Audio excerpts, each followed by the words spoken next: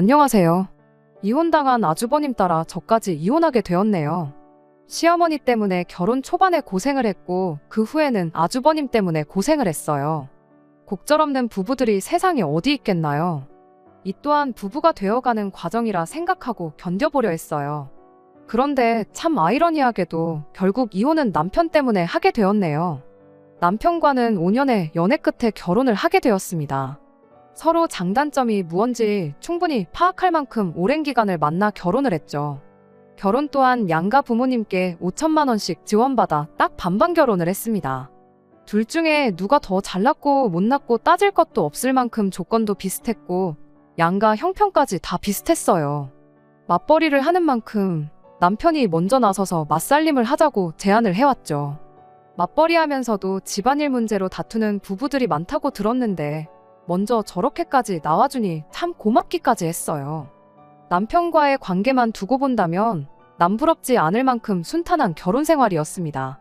하지만 신혼이라고 해서 마냥 좋기만 한 건 아니었어요. 남편이 특히나 자기 가족들이 연관된 일에 대해서만큼은 영 못 믿어온 모습만 보여줬거든요. 시댁이 저희 신혼집에서 가까운 편이라 그만큼 교류도 많았었습니다. 그런데 시어머니가 이토록 유난스러운 사람일 거라곤 결혼 전에는 상상도 못한 일이었습니다. 어찌 그렇게 매일같이 저희들을 찾아대시는지.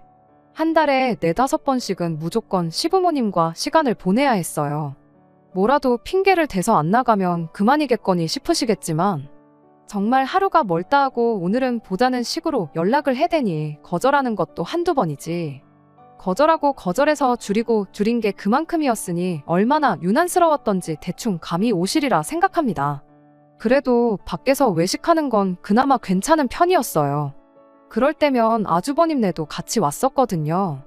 맞이의 맏며느리라고 시어머니도 저를 좀 덜 신경 쓰는 눈치였고 외식하는데 동계산도 아주버님네가 무조건 냈다 보니 그냥 남편하고 맛있는 거 먹고 왔다 생각하고 보낼 수 있었습니다. 진짜 문제는 시어머니가 시댁에서 보자는 연락이었어요. 일단 아주버님네가 시댁에서 거리가 조금 있었다 보니 시댁에서 자리를 가질 때면 보통 저희들만 가는 시기였거든요. 그런 식으로 시댁에 10번을 간다면 아주버님네가 오는 건 그중에 1번 정도밖에 되지 않았었어요. 나중에 가선 외식하는 횟수도 줄어들기 시작했고 결국 시어머니가 불러내는 모든 시간은 시댁에서 보내야 했습니다. 누군들 그러하겠지만 저는 시댁에 가는 게 정말 싫었어요. 제가 올 때면 시어머니가 늘 저한테 온갖 가지 쓸데없는 일을 시키곤 했었거든요. 집안일 도와드리는 거 며느리 된 입장에서 조금 도와드릴 수도 있다고는 생각했지만 시어머니가 저희를 부르는 횟수가 잦아지고 시키는 일도 많아지고 하다 보니 저희가 보고 싶어서 불렀다기보단 그냥 번거롭고 손 많이 가는 귀찮은 일을 저한테 떠넘기려고 불러낸 건가 싶을 때가 더 많았지요. 욕조에 이불 담궈놨으니 가서 좀 밟아라 하신다던가. 한 번은 시어머니가 반찬하는데 손 많이 간다고 저를 기어이 불러내서 멸치 똥 떼고 콩나물 다듬고 그랬던 적도 한두 번이 아니에요. 나중에 가서는 그냥 아예 아무것도 하기 싫다고 저보고 반찬을 좀 해놓으라던 적도 있었지요. 그런 것쯤이야 100번 양보해서 이것도 며느리 도리의 하나다 그렇게 생각하고 그냥 하고 집에 돌아오긴 했지만 언젠가부터 남편은 저 멀리서 구경만 하고 있고 제가 아무 말도 안 하고 있으니 무뎌져서 그런가 나중엔 저한테 미안해하는 척도 안 하더라고요. 심지어 무거운 걸 옮길 때에도 남자인 남편과 아버님이 조금 힘만 쓰면 끝날 것 같은 일까지 기어이 저한테 시키고 있으니 납득이 되지 않는 일의 연속이었습니다. 내가 결혼을 한 게 아니라 시댁에 잡일하러 취직을 했나 싶은 생각까지 들으니 남편한테 아무 말도 하지 않을 수가 없었지요. 집에서 맞살림하고 암만 저한테 잘해봐야 뭐 하겠어요. 시어머니가 저한테 시키는 일이 힘든 일이고 쉬운 일이고 그런 걸 떠나서 틈만 나면 사람 불러내 쓸데없는 거 시키고 그러는데 남편이 나서서 속 시원하게 이 상황을 정리해주지는 못할 망정 시댁에 핑계대고 오늘은 못 간다고 말하는 것도 항상 저희 몫이었거든요. 그래서 결국 참다 못해 결혼하고 반년도 안 지나서 남편한테 이건 좀 아닌 것 같다고 한마디 꺼냈습니다. 시댁의 발길을 끊는 것까진 바래본 적도 없고 시어머니한테 나 좀 부려먹지 말라고 시원하게 한마디 해주는 건 더더욱 바란 적 없다고. 다만 그래도 시댁에서 시어머니가 나를 그렇게 부려먹고 있으면 당신이 도와줄 수 있는 건 도와줬으면 좋겠다고 단도직입적으로 이야기를 했어요. 그런데 남편이 그때 한다는 소리가 시댁, 그러니까 시어머니 앞에서만큼은 그냥 어머니가 시키는 대로 하고 자기는 아무것도 안 하게 가만둬줄 수 없냐는 소리를 하더라고요. 그 이유가 무언가 하니 형님 이야기를 꺼내더라고요. 저랑 결혼하기 전에 시어머니가 형수님한테 하던 걸 봐왔다 보니 그렇게 못하겠다고요. 괜히 거기서 자기가 저 일하는 거 도와준다고 나섰다가 좋은 꼴 못 본다는 걸 알고 있어서 그러는 거랍니다. 아주버님이 형님 도와주는 척이라도 하면 어머님이 형님한테 그렇게 잔소리를 해댔답니다. 내 아들 시킬 거였으면 너를 여기 왜 불렀겠냐 하면서요. 그리고 그걸 가지고 혼자 속이 꽁해가지고는 며칠 동안 전화해서 사람을 아주 피가 마를 때까지 호달군다나요. 어머님이 형님한테 어떻게 하는지를 직접 두 눈으로 봐왔기 때문에 그렇기에 자기가 시댁에서 아무것도 안 하고 가만히 있어주는 게 오히려 저를 진정으로 위하는 길이나 마찬가지라는 소리를 하는 거예요. 다른 건 몰라도 시어머니가 자리에 같이 있을 때만큼은 자기 도움 같은 건 기대도 하지 말고 그냥 시키는 대로 해달라는 겁니다. 자기가 맞살림을 하기로 한 것도 집안일을 도맡아서 하는 것도 전부 다 제가 시댁에서 고생하는 걸 알기 때문에 그러는 거라는 거예요. 이건 뭐 옆구리 찔러서 절 받는 것도 아니고 당연히 그래야 해서 하는 거라 생각했던 맞살림이 알고 보니 제 기분 맞춰주려고 나서서 시작한 거라는 걸 알게 되니 적잖이 실망스러웠죠. 그래도 앞으로는 시댁에 다녀온 날에는 그날은 물론이고 그 다음 날까지 제가 해야 할 집안일이라도 자기가 대신 전부 다 하겠다며 시댁에서만큼은 시어머니를 거스르지 말아달라 부탁을 하대요. 어이도 없고 실망스럽기 그지없는 대답이긴 했지만 그래도 그때는 남편 말이 일리가 있다고 괜히 그런 소리를 하는 게 아니겠다고 그렇게 생각하려고 했어요. 남편이 자기 어머니에 대해서 저렇게 말할 정도면 시어머니가 사람을 갈구는 게 보통이 아니라는 소리나 마찬가지인데 남편이 도와준다고 제가 시댁에서 잡일을 그만하게 될 것도 아닌데 잠깐 조금 편하자고 남편 부려먹었다가 시어머니한테 된통 당할 수도 있다는 생각에 괜히 긁어 부스럼 만들 필요는 없는 거 아니겠냐 하고 그렇게 하기로 했어요.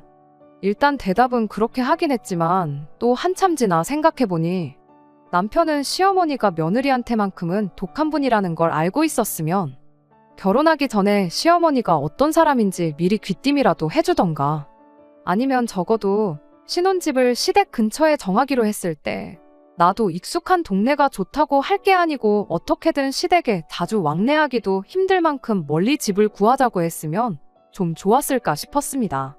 그래도 시댁에서 시키는 집안일이 그렇게 어려운 건 아니었어요. 집안일이라고 해봐야 뻔한 것들밖에 없잖아요.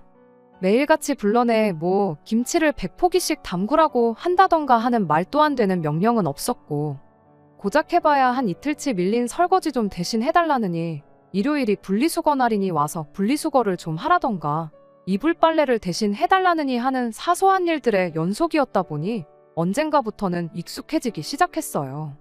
나름대로 꾀도 부리고 시어머니가 너는 왜 이렇게 손이 느리냐며 답답하다고 보고 있자니 속이 터지겠다고 하던지 말던지 최대한 천천히 제 페이스 유지하면서 꾀도 부리고 그렇게 나름 현명한 대처를 하고 있었습니다. 신혼 초에는 이렇게 자주 볼 거면 그냥 집 팔고 우리 집 와서 살면 어떻겠냐는 말까지 했었어요. 처음에는 농담하시는 줄 알고 저도 농담하듯 거절하고 말았죠. 그런데 몇 번 더 같은 이야기가 나왔고 그때부터 저도 시어머니가 시키는 일을 일부러 천천히 하고 일부러 실수하고 그러기 시작하니 언젠가부턴 그런 말도 쏙 들어가고 그래서 참 다행이다 싶었습니다. 결혼 후 처음 맞는 명절날이 돼서 명절 음식을 그렇게 많이 준비하라고 할 때는 조금 경악스럽긴 했습니다.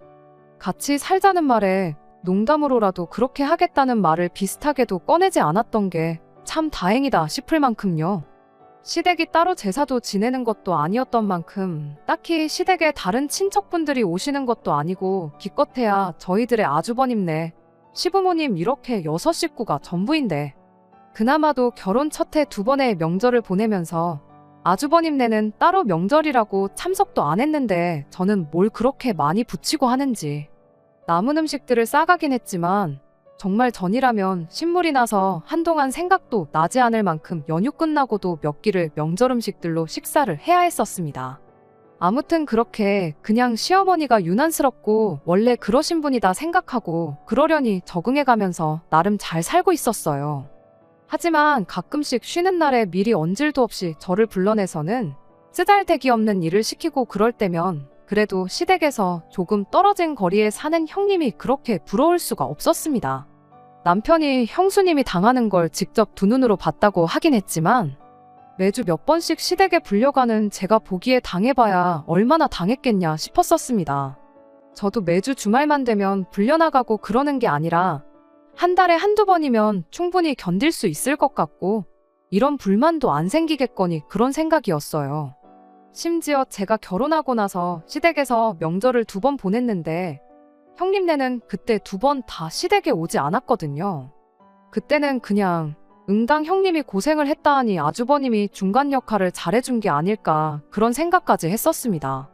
남편이 그런 아주버님 절반만 닮아서 저 고생하는 것 좀 덜하게 해줬으면 싶은 생각이 들었던 게 한두 번이 아니었어요. 그런데 그게 아니었습니다. 형님이 부럽다고 생각했다니 정말 내가 복에 겨워서 그런 소리를 했구나 싶었던 날이 있었어요.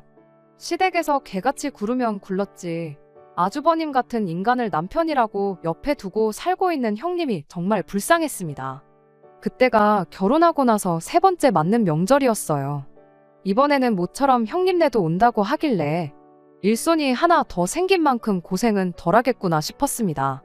조금 덜 힘들겠거니 그 생각 말고는 정말 아무 생각도 없었어요. 아무튼 시댁하고 거리가 가까운 만큼 저희가 시댁에는 형님네보다 일찍 도착했어요. 도착하자마자 편한 옷으로 갈아입고 나와가지고 늘상 하던 대로 곧바로 명절 음식 준비를 하기 시작했죠. 그리고 나서 한 10분 정도 있다가 형님네가 도착을 했습니다. 그런데 시어머니가 형님한테 요즘 아주 안 불렀더니 많이 편해졌나 보다고 어떻게 1년 만에 시댁에 명절 쇠러 오면서 맏며느리가 둘째네보다 늦게 올 수가 있느냐고 한마디 하시대요. 저야 당연히 집이 코앞이니까 금방 온 건데 그리고 시어머니가 오라고 했던 시간에 저희가 일찍 온 거고 형님네는 거의 딱 맞춰서 온 건데 저런 말을 하니 이게 다 뭔가 싶었어요. 게다가 형님도 형님 나름대로 이유가 있었던 건데 아주버님이 준비가 늦어서 지체가 되었다는 형님의 대답에 시어머니가 너가 언제부터 그렇게 대답이 길었냐고 한마디 하더니 말을 그냥 중간에 잘라버리더라고요. 그간 그렇게 자주 본 건 아니지만 그래도 몇 번을 온 가족이 모였었는데 시어머니가 형님한테 이렇게 대하는 걸 처음 봐서 그랬나 너무 사람을 막대하는 건 아닌가 싶어서 많이 놀랐습니다. 그리고 더 놀라웠던 건 이어진 형님의 반응이었죠. 시어머니 말에 정말 찍소리도 못하고 그대로 제 옆으로 와서 음식을 준비하기 시작했으니까요.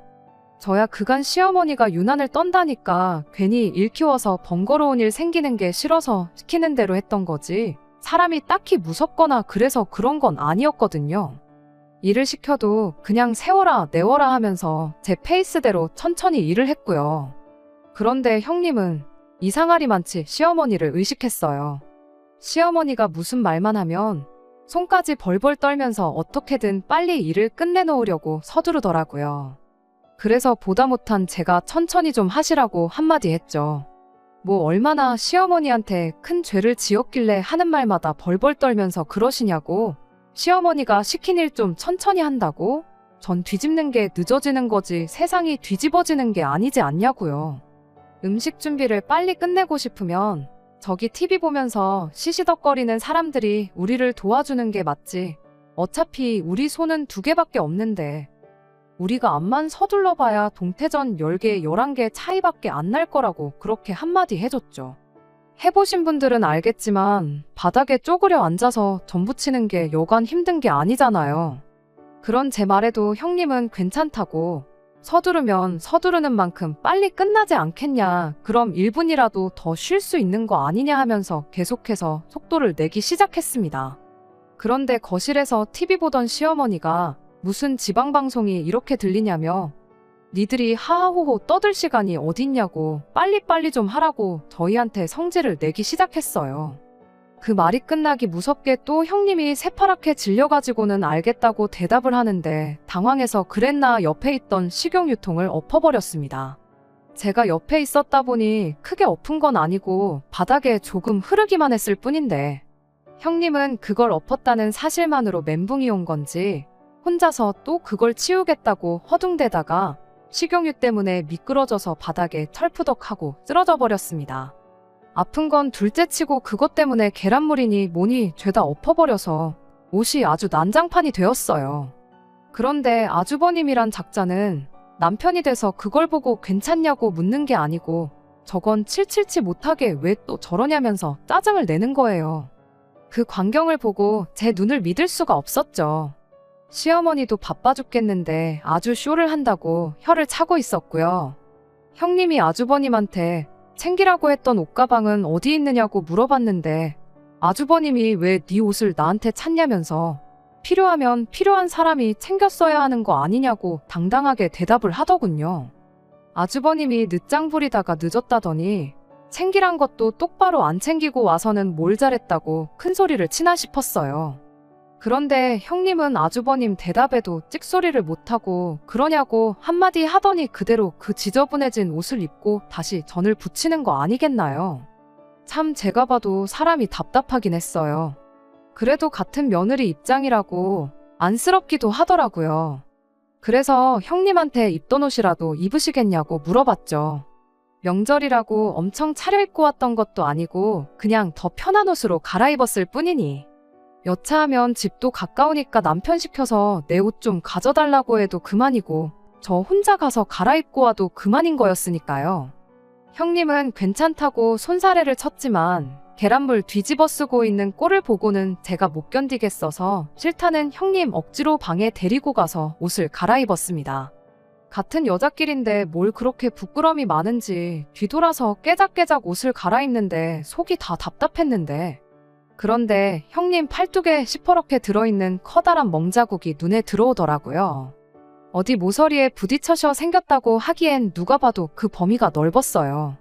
형님한테 이게 뭐냐고 물어봤더니 계속 주저하다가 아주버님 때문에 그런 거라며 끝내 이야기를 해줬습니다. 사실 저희 결혼하고 형님네가 명절에 참석을 안 했던 게 아주버님이 형님 고생할까봐 중간 역할을 해줘서 그랬던 게 아니었더라고요. 그건 그저 제 착각에 불과했던 겁니다. 지난 설에는 형님이 코로나 확진이 떠서 못 갔던 거였고 그 다음 명절인 추석에는 형님네 직장에 일이 생겨서 부득이하게 명절에도 출근을 해야 했기 때문에 못 왔던 거래요. 그런데 그렇게 1년 명절날 시댁을 안 가니 그렇게 좋을 수가 없었답니다. 그래서 아주버님한테 이번에도 시댁에 안 가면 안 되냐 물었다가 아주버님이 되도 않는 소리 말라고 대번에 거절을 했고 그래도 형님은 진짜 제발 안 가고 싶다고 그렇게 둘이 난리를 치다가 아주버님이 웃기지 말라고 그대로 팔뚝을 잡아 꺾어버렸다네요. 그러면서 시댁도 똑바로 못 챙기는 게 어디 며느리라고 하고 다니냐고 그 길로 집을 나가라 마라 아주 된통 소리를 질러댔답니다. 결국 아주버님을 이기지 못하고 이렇게 시댁 끌려와서 또 일을 하고 있다면서 한숨을 섞어가며 이야기를 하는데 그런 아주버님도 아주버님이지만 이걸 아무렇지도 않게 말하는 형님이 더 충격적이었어요. 나였으면 남편이 내 몸에 손대는 순간 이혼 서류부터 준비했을 거라고 뭐하러 그걸 참느냐는 식으로 말을 했죠.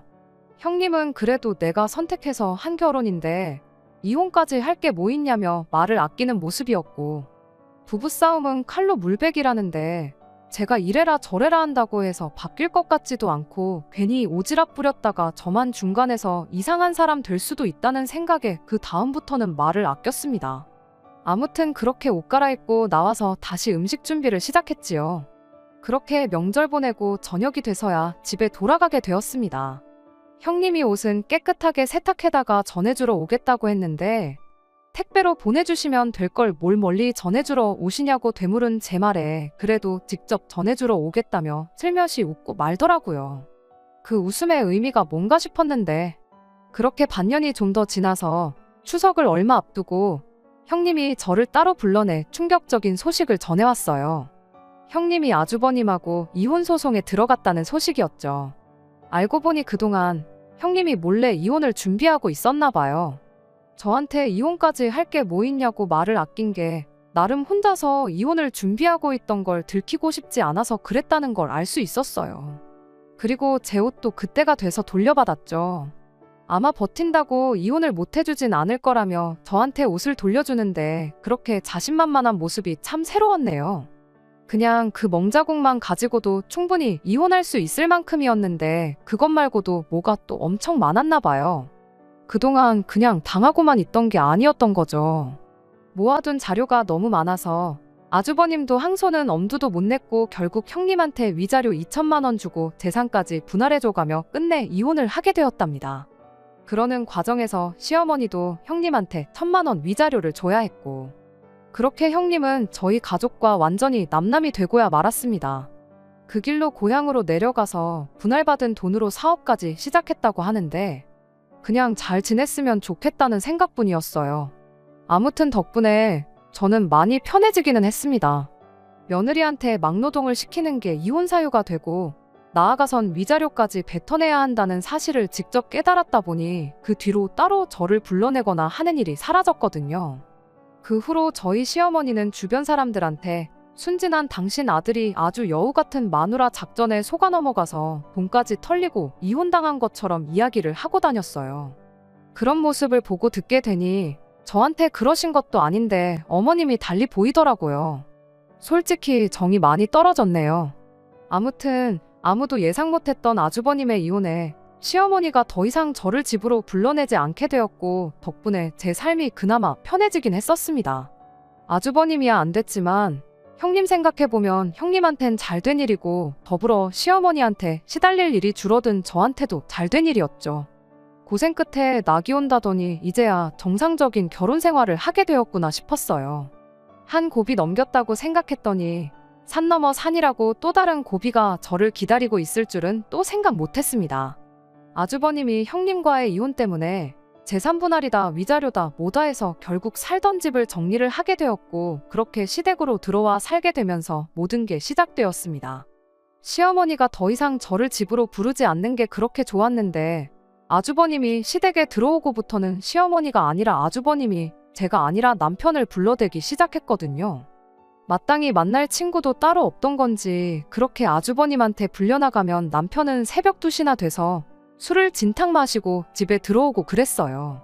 어쩌다 한두 번 나가면 이혼한 형이 불쌍해서 기분 맞춰주느라 그러는 거구나 하고 그냥 넘어갔겠지만 이건 뭐 시어머니가 집에 쓸데없는 일 시키려고 부르는 게 더 낫겠다 싶을 정도로 평일 주말 할 것도 없이 일주일에 서너 번씩 데리고 나가는데 남편은 그래도 형이 부르는데 어떻게 못 나간다고 하겠냐며 저보고 이해해달라는 식으로 나오는데 그 꼴을 보고 있자니 아주 미치고 팔짝 뛸 노릇이었죠. 그런데 매번 밖에서 마시고 놀고 하려니까 돈이 좀 아깝다는 생각이 들었나 봐요. 언젠가부터는 아주버님이 저한테 전화해서 남편하고 조용히 마실 테니까 저희 집에서 마시면 안 되겠냐는 식으로 연락까지 해왔어요. 집에서 마시면 제가 있는 만큼 불편해서라도 제 눈치가 보여서라도 술을 좀 덜 마시려나 싶었는데 제 생각이 완전히 빗나갔습니다. 오히려 집에서 마신다고 마음이 놓이는 건지 뒷일은 생각도 안 하고 술을 퍼마셔대고 그러더라고요. 그래도 남편은 제 눈치를 본다고 그런 건지 밖에 나가서 마실 때만큼 고주망태가 되지는 않았어요. 알아서 정신줄 딱 붙잡고 아주버님이 만취하면 택시를 불러서 아주버님을 집으로 보내고 그러는 시기였습니다. 나중엔 손흥민 축구 경기 본다고 평일 주말 가릴 것도 없이 저희 집에 와서 죽치고 있다가 가고 그러는데 정말 제 인내심에도 한계가 오기 시작했어요. 그러던 중 시어머니한테서 잠깐 좀 보자는 연락을 한 통 받게 되었습니다. 남편도 빼고 단 둘이서만 보자니 솔직히 좋은 예감이 들지는 않았어요. 아니나 다를까 시어머니가 저를 보자마자 여지껏 평생 한 번을 해준 적 없는 칭찬을 늘어놓기 시작했습니다. 당신이 사람 보는 눈이 없어서 어디서 별 그지 같은 걸 맏며느리라고 데려왔었는데 맏며느리 복은 없어도 너만큼은 진짜 잘 데려온 것 같다는 말을 하는데 그 말도 어이가 없었죠. 뭐 며느리 자리를 면접 보고 받은 것도 아니고 데려왔다는 표현부터가 얼마나 거슬리던지. 근본도 없고 가진 것도 없는 거 맏며느리라고 데려와서 그렇게 잘해줬건만 받아준 은혜도 모르고 이렇게 남편과 시부모 뒤통수를 치고 튈 줄은 몰랐다며 형님과 저를 비교해가며 칭찬을 해대는데 칭찬을 받고도 기분이 이렇게 나쁜 적은 그때가 제 인생에 있어서 최초인 것 같습니다.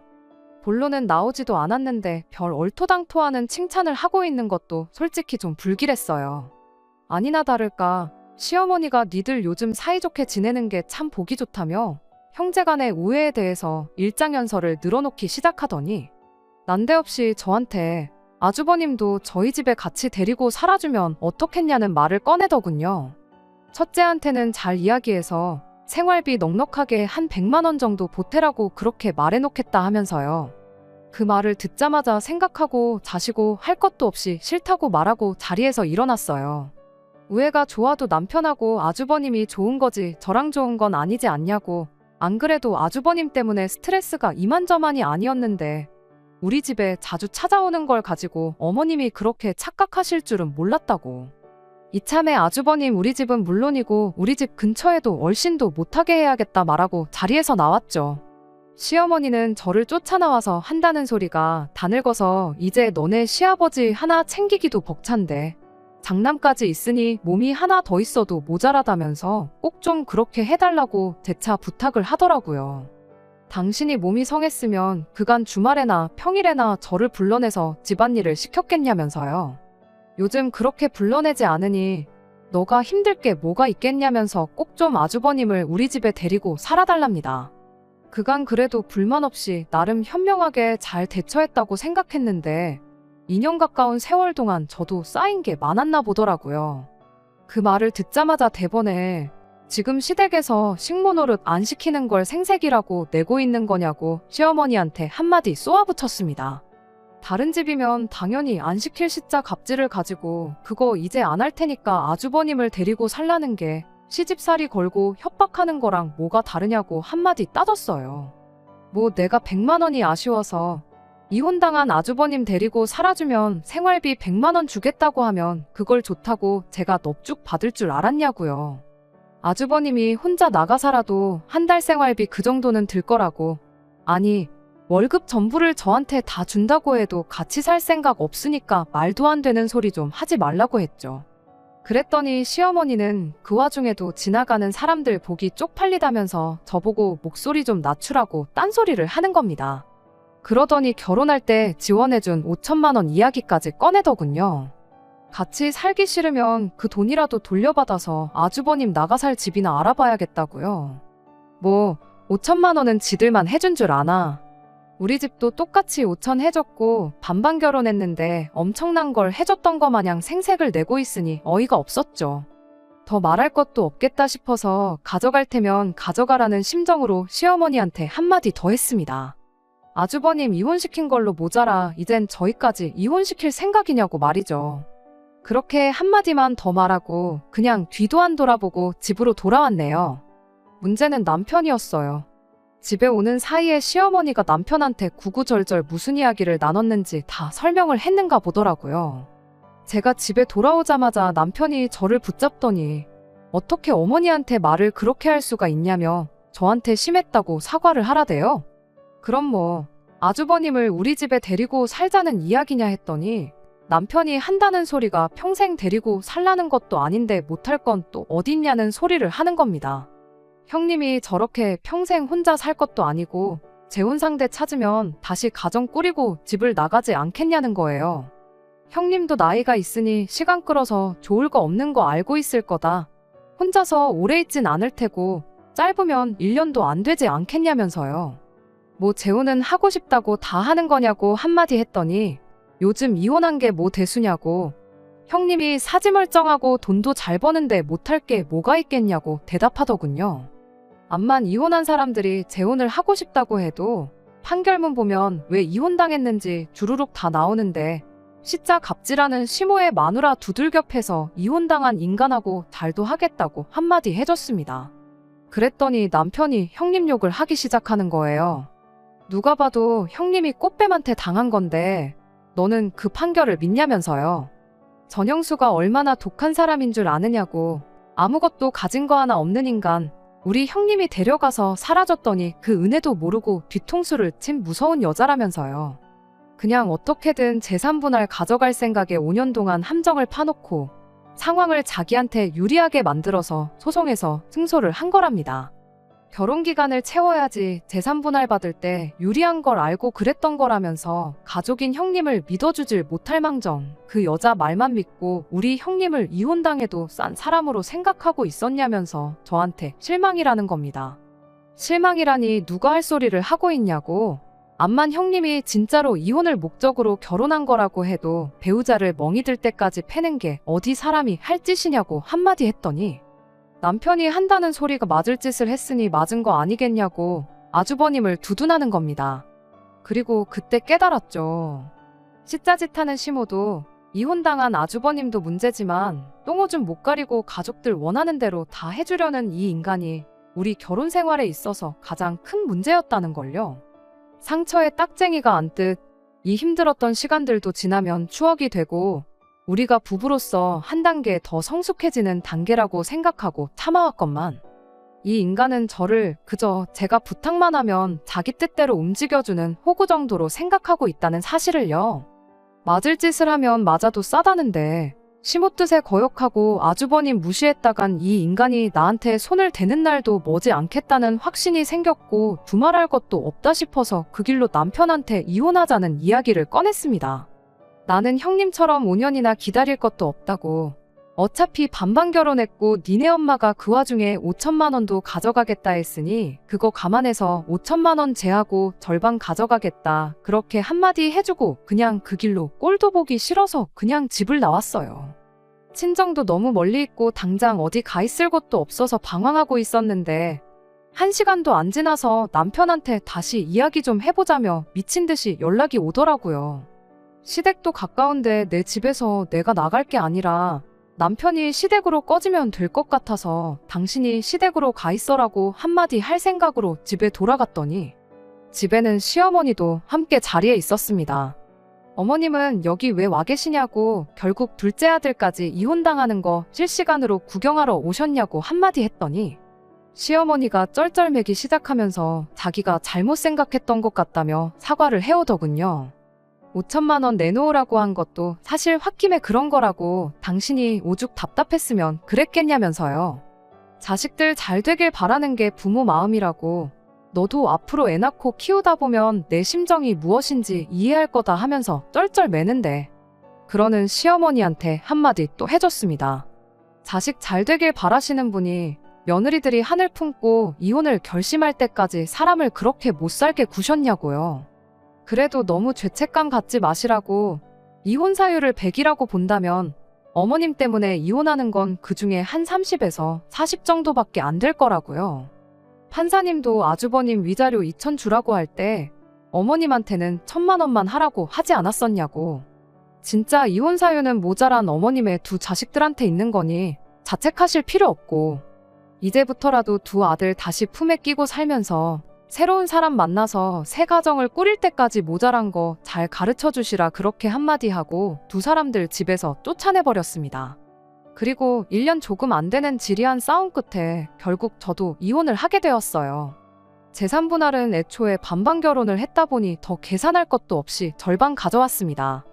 돈을 만드는 과정에서 남편이 집을 정리할 수 없었기에 아주버님이 이혼당해서 가져온 걸로 그 돈을 충당했죠.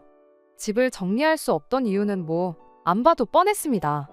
시어머니가 아버님 하나도 힘든데 두 자식들까지 당신 품에 다시 끼고 살려니 그게 답도 없다고 느껴진 건지 절대로 집에 기어들어올 생각 말라고 강하게 나오는 바람에 둘이서 그 집에 같이 살기로 했는가 봐요. 살림이야 남편이 자라니 둘이서 밥 굶고 그러지는 않겠죠. 시어머니는 자기도 하기 싫은 걸 왜 저한테 떠넘기려고 했는지 모르겠어요. 덕분에 저도 새 인생 찾을 수 있었으니 이유는 불문하고 저한테는 좋은 일이라 생각할 수 있겠네요. 다른 건 모르겠고 시어머니의 두 자식들이 재혼만큼은 안 했으면 좋겠다는 생각밖에 안 드네요. 괜히 아무 죄도 없는 사람 인생 망치지 말고 의좋은 형제들끼리 평생을 그 집에 둘이서 살았으면 합니다. 저보다 먼저 이혼한 형님도 얼마 전에 만났어요. 얼굴색도 훨씬 좋아지고 제잘제잘 말도 많고 사람이 아예 달라졌더라고요. 지금 만나는 사람도 있고 결혼까지 생각하고 있다고 하는데 최악을 경험했다 보니 그 누구를 만난들 마냥 행복할 수 있는 걸까요? 저는 당장에는 다시 결혼을 한다는 게 엄두도 나지 않거든요. 저도 뭐 시간 지나면 괜찮아질런지 모르겠지만 당장은 제 한 몸 건사하는 것만 생각하면서 살 생각입니다. 끝까지 들어주셔서 감사합니다. 오늘의 사연은 여기까지입니다. 구독과 좋아요, 알람 설정 부탁드리고 더 좋은 사연으로 다시 찾아뵙겠습니다. 감사합니다.